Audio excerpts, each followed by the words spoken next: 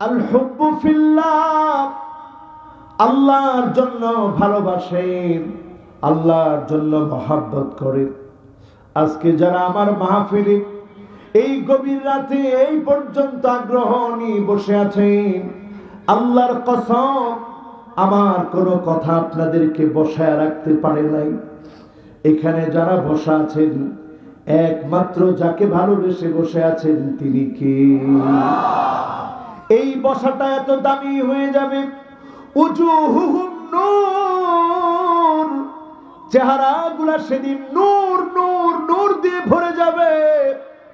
নবী রাসূলগণ প্রশ্ন করবে, আল্লাহ, এই মানুষগুলার চেহারা এত নূরানি কেন? কেমন করে এত নূর পেল? আল্লাহ সেদিন জবাব দিবে, মুতাহাব্বুনা বিজালালিল্লাহি তাবারাকা ওয়া তাআলা। এই মানুষগুলো শুধুমাত্র আমার জন্য, জমিনে দ্বীন কায়েমের জন্য, আল্লাহর জমিনে আল্লাহর দ্বীন কায়েমের জন্য একে অপরকে ভালোবেসেছিল। এই ভালোবাসা শুধু আমার জন্য হয়েছিল, আমি আল্লাহ দামি বানায় তাদের চেহারাগুলা নূরানি বানায় দিলাম। ষষ্ঠ নম্বরে আমালু ইয়াউমিল জুমআহ, জুমার দিনের আমলের গুরুত্ব বাড়ায় দেন। আপনি পায়ে হেঁটে হেঁটে মসজিদে যাবেন, এই যে পায়ে হেঁটে হেঁটে গেলেন, একে একটা কদম দিলেন, বিকুল্লি খুতওয়াতিন, প্রত্যেকটা কদমের বিনিময়ে 1 বছর দাঁড়ায় তাহাজ্জুদ পড়লে, 1 বছর নফল রোজা রাখলে যেই পরিমাণ সওয়াব হতো, সম পরিমাণ সওয়াব যিনি দান করে দিবেন তিনি কে? রাজি আছেন ইনশাআল্লাহ? সপ্তম নম্বরে আমার ভাইরা, কষ্ট হচ্ছে না?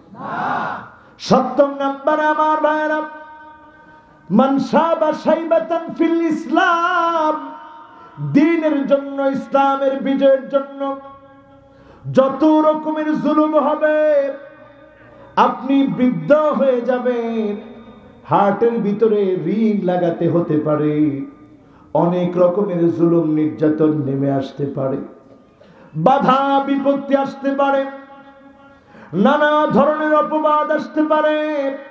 মান শাবা শাইবাতান ফিল ইসলাম, ইসলামের মধ্যে থেকে ওই জুলুম নির্যাতনের সময় এক চুল ইসলাম থেকে নড়বেন না, ইসলামের উপরে অবিচল থাকবেন। পরীক্ষা আসবে, উত্তীর্ণ হওয়ার চেষ্টা করবেন, মালিকের কাছে কাঁদবেন, যিনি আপনার চারপাশ নূরানি বানায়া জান্নাতি বানায়া দিবেন তিনি কে? মান ক্বালা লা ইলাহা ইল্লাল্লাহ ফাদাখালাল জান্নাহ।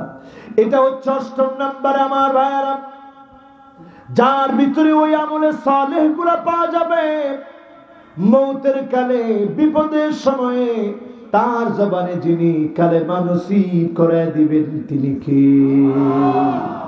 এখন আপনি কেমনে বুঝবেন কালেমা আপনার নসিব হবে কিনা? দরকার আছে না? কালেমা আপনার নসিব হবে কিনা কেমনে বুঝবেন? আমার যদি কালেমা নসিব হয়ে যেত, কত বড় সৌভাগ্যবান আমি হতাম। আপনাদের যদি কালেমা নসিব হতো, কত বড় সৌভাগ্যবান আপনারা হতেন। আল্লাহ যেন আমাদের প্রত্যেককে কালেমা নসিব করে দেন, পড়ে না আমিন। কেমন করে বুঝবেন কালেমা নসিব হবে কিনা? বুঝার জন্য আইয়ুফিকাহু বিআমালিন সালিহিন ক্বাবলা মাউতিহি, মৌতের আগে যদি ভালো ভালো কাজের সিদ্ধান্ত নিতে পারেন, বুঝে নিবেন যিনি আপনার জবানে কালিমা জারি করে দিবেন তিনি কে? এরপরে আমার ভাইরা, ওয়াতাওয়াসাউ বিল হক, হকের পক্ষে কথা বলো।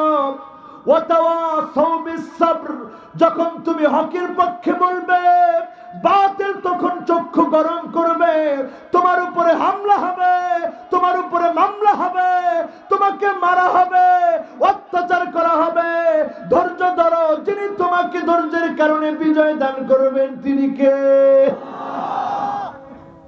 বিশ্বাস হয়? ইয়া আইয়ুহাল্লাযীনা আমানু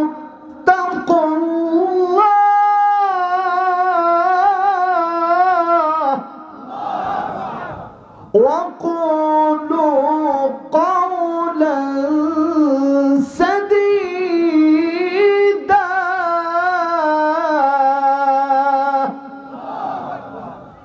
যখনই আপনি আল্লাহকে ভয় করবেন, ঈমানের উপরে অটল থাকবেন, যিনি জবান দিয়ে হক কথাগুলো বের করে দিবে, জালেমের বিরুদ্ধে কথাগুলো বের করে দিবে, স্বৈরাচারের বিরুদ্ধে কথা বের করে দিবে, তিনি কে? ইমাম মালিক রাহিমাহুল্লাহকে উটের উপরে উঠিয়ে বেত্রাঘাত করে পিঠ রক্তাক্ত করে দিয়েছে, রক্ত ঝরেছে, রোদের ভিতরে উট ছেড়ে দিয়েছে। যখন উট গিয়ে মসজিদে নববীর সামনে থেমেছে, তিনি মসজিদে নববীর সামনে থেকে লাফ মেরে নেমে গোসল করে আল্লাহর কাছে ফরিয়াদ করে বলেছে, আল্লাহ, জালেমদেরকে কি আপনি দেখেন না? যিনি জালেমদেরকে নিঃশেষ করে দিয়েছেন তিনি কে? এজন্য আমার ভাইরা, আজকে যারা এখানে বসলাম, সবরের উপরে থাকবো। সবরের কারণে যিনি আমাদেরকে অবশ্যই বিজয়ী করবেন তিনি কে? শুধু বিজয়ী করবেন না, ইব্রাহিম আলাইহিস সালাম সবর করলেন, আল্লাহ ওনাকে খলিলুল্লাহ বানায় দিলেন।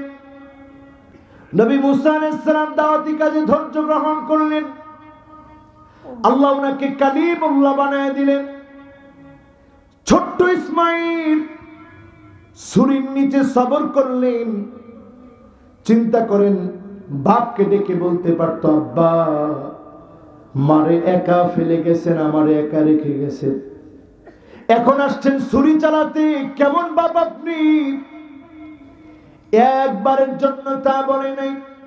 ইয়া আবাতি ফাল মা তুমার সাতাজিদুনি ইনশাআল্লাহু মিনাস সাবিরিন। কেমন সন্তান! আল্লাহু আকবার। ওই ছোট্ট বেলাতেই ছুরির নিচে পরীক্ষা দিয়ে জাবিহুল্লাহ হয়ে গেল, মুসা আলাইহিস সালাম পরীক্ষা দিয়ে কালিমুল্লাহ হয়ে গেল, আমার নবী পরীক্ষা দিয়ে হাবিবুল্লাহ হয়ে গেল। ধৈর্যের উপরে যদি আমরা থাকি, যিনি আমাদেরকে আব্দুল্লাহ বানায় দিবে তিনি কে? রাজি আছেন ইনশাআল্লাহ? কয়টা আয়াত জানি? সবাই বলতে হবে কয়টা? তিনটা। কত নাম্বার সূরা জানি? শব্দ জানি কয়টা? অক্ষর জানি কয়টা? এই সুন্দরতম সূরাটি সাহাবায়ে কেরাম দেখা হলে বিদায় নেওয়ার আগে একবার পড়তেন, বিদায় নেওয়ার সময় তেলাওয়াত করতেন, এরপরে বিদায় নিতেন। আমরাও বিদায়ের আগে এই মাহফিলের বিদায় লগ্নে সূরা আসর পড়তে পড়তে বাড়ি যাব। পড়েন ইনশাআল্লাহ। সকলে পড়েন, আউযু বিল্লাহি মিনাশ শাইতানির রাজীম।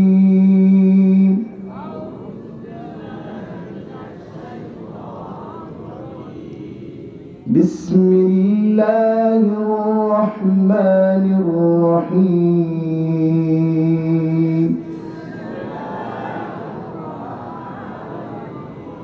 ওয়াল আসর ইন্নাল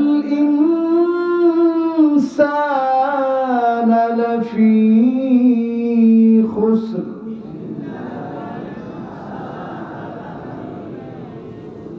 ইল্লাল্লাযীনা আমানু ওয়া আমিলুস সালিহাত